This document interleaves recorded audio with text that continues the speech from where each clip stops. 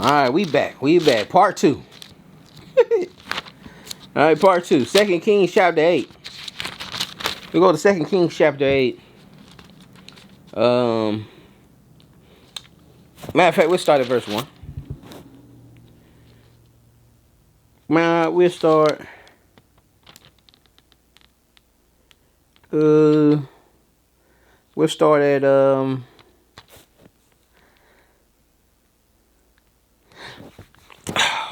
we'll start at verse 7. Now, you was in if y'all was in the last couple classes I've done, and we went through 2 Kings 4, 5, 6, 7, 8. Talked about Naaman, the Assyrian soldier who the Most High raised up, who had leper. Show me a class. Show me a One West class teaching on Naaman, this Assyrian soldier that Elijah healed. Show me a class, a One West camp teaching on this Assyrian soldier who the Most High used for Assyria to pretty much conquer the Levant, conquer that whole area over there. Put it in the comments. Verse 7. 2 Kings chapter 8, verse 7. All right, but it's important that you understand that Naaman. Now we'll get into the king of Syria coming to Elijah, because they know Elijah is serving the one true God. And so they're coming to him to get healed. Even though Naaman, who also promised that I would not sacrifice to no other God but the God of Israel. Okay. But he said, you got to read this in chapter 7 and 6. But he says, forgive me this one thing. Ask for mercy on this one thing, that, when we go inside of this temple for my master, who is the king, he's going to grab my hand and make me bow down to Rimnon. All right, this God. All right, but now we see the king, and then Elijah say, man, go in peace, man. You know what I'm saying? Then Elijah comes back. Elisha, not a king, that same king that Naaman was saying would make him bow down to this Rimnon.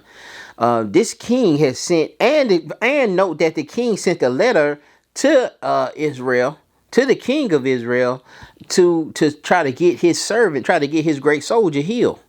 All right, and so he knows the story of Naaman, and so Naaman ends up telling everything. That was a great thing to spread the Most High's the word of the Most High, to spread His name, to spread His glory, and so now the king is even trusting in the Most High, and so now he's coming back to Elisha here in chapter 8. The king is visiting. He's going to actually send a servant there. But watch this now.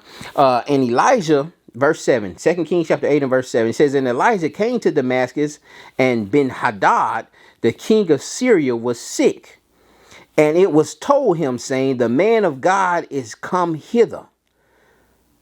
And the king said unto Hazael, take a present in thy hand, and go meet the man of God, and inquire of the Lord by him, saying, shall I recover of this disease? So the king of Syria, the king of Assyria, is sending his messenger with a gift to see if the Lord will answer him about, will he heal from this disease? All right, verse 9. So Hazael went to meet him, and took a present with him, even of every good thing of Damascus, 40 camels burden. Okay, he took 40 camels. That's like 40 darn 16-wheelers worth of treasure with him to go see Elisha, to hear from the Most High God of Abraham, Isaac, and Jacob. And came and stood before him and said, thy son Ben-Hadad, king of Syria, have sent me to thee, saying, shall I recover of this disease? And Elisha said unto him, go say unto him that thou mayest certainly recover, howbeit the Lord showed me that he shall surely die. So he said, listen, tell him he gonna recover, but he gonna die. And Elijah verse 11, and he settled his countenance steadfastly until he was ashamed. And the man of God weeping, Elijah started weeping. All right, he was staring at him, just Elijah just staring at the messenger. And then he ended up start crying. And Hazael said, why weepeth my Lord? And he answered, because I know the evil that thou wilt do to the children of Israel. Their strongholds will thou set on fire, and their young men will thou slay with the sword, and thou wilt dash their children and rip up their women and child. And Hazael said, what is this thy servant, a dog? He's like, you calling me a dog? Like, why would I do something that crazy? What are you saying? So Elijah's saying, man, listen, I know what you about to do. I know what you about to do to my people, man. You about to rip the wombs out. You about to rip the children out of the mother's womb. You about to slay my people, man. He's crying in front of this man. All right, this great thing. And then Elijah answered, the Lord hath showed me that thou shalt be king over Syria. All right. So he departed from Elijah and came to his master and said to him, what said Elijah to thee? And he answered, he told him that thou shouldest surely recover. So he came back to the king. The king said, you know, what did Elisha say? He said, man, you going to recover. Verse 15, and it came to pass on the morrow, he took a thick cloth and dipped it in water and spread it on his face so that he died. And Hazael reigned in his stead. And so the next day, Hazael took a cloth with water and pretty much drowned the king and choked him out, killed him, so that he can be king. And then Hazael went on a range to do what? To go after the house of Israel. But the Most High showed Elisha that this was going to happen. Now, why do you think it happened? Because of sin. Because of sin. And so you need to understand again how the Most High is moving. Show me the class on that. Show me the One West class on that. I was watching videos 5 years. I ain't never heard nobody say it. Watching all camps. Show me the class. Show me the camp that went over it. Put the link in the comments. Why didn't Elijah go and just kill Hazael?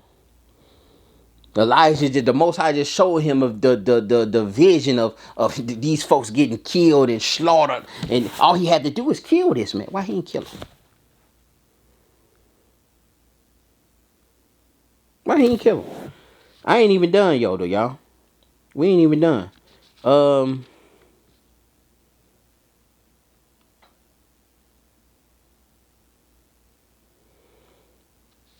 Verse 16. And in the 5th year of Joram, the son of Ahab, king of Israel, Jehoshaphat being then the king of Judah, Joram, and the son of Jehoshaphat, king of Judah, began to reign. 32 years old was he when he began to reign, and he reigned 8 years in Jerusalem. And he walked in the way of the kings of Israel. Here we go. And did the house of Ahab, for the daughter of Ahab was his wife. And he did evil in the sight of the Lord. Yet the Lord would not destroy Judah for David's sake. Should have been killed, but for David's sake, I'm going to preserve you, Negroes.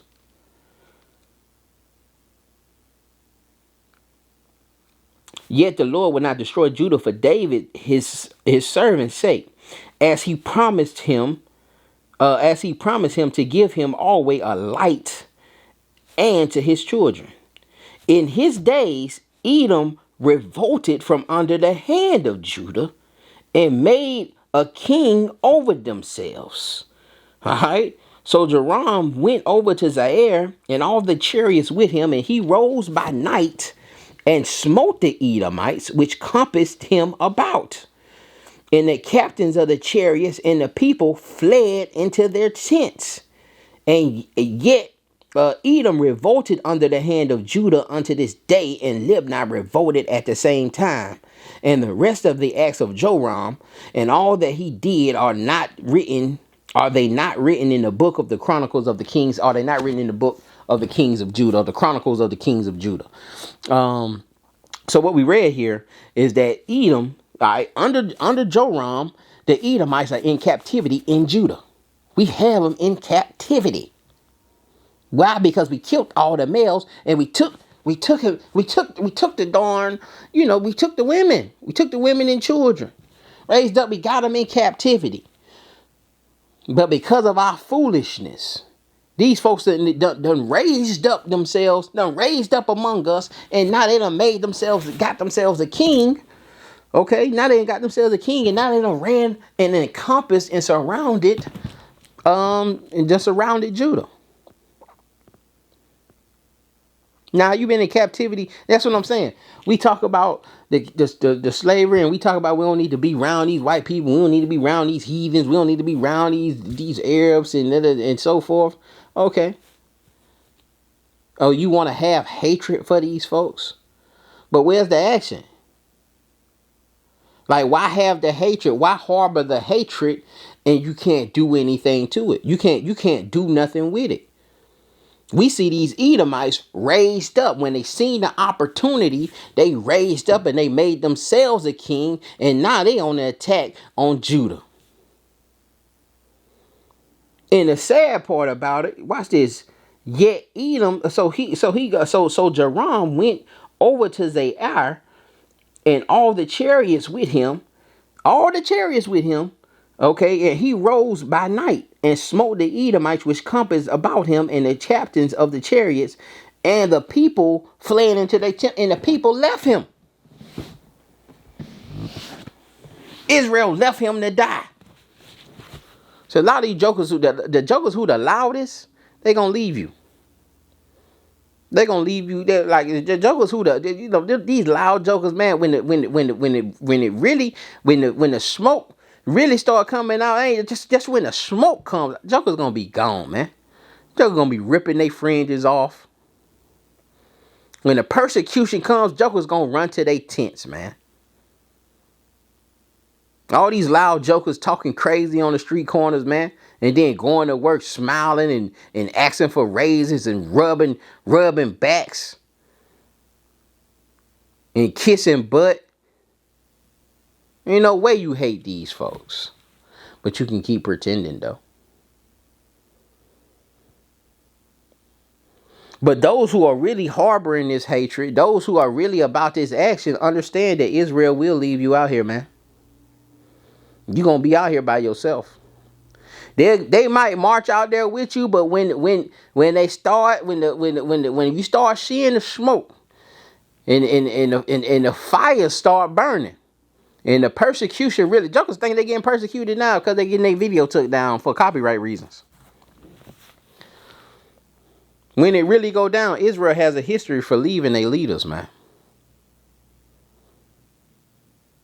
Have a history of it. Read it for yourself, man. 2 Kings, what we at? 2 Kings 16 through 24. Read it. And then not only that, show me the class.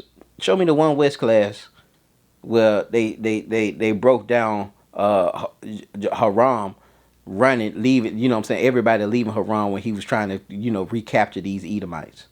When we lost control of the Edomites in our land.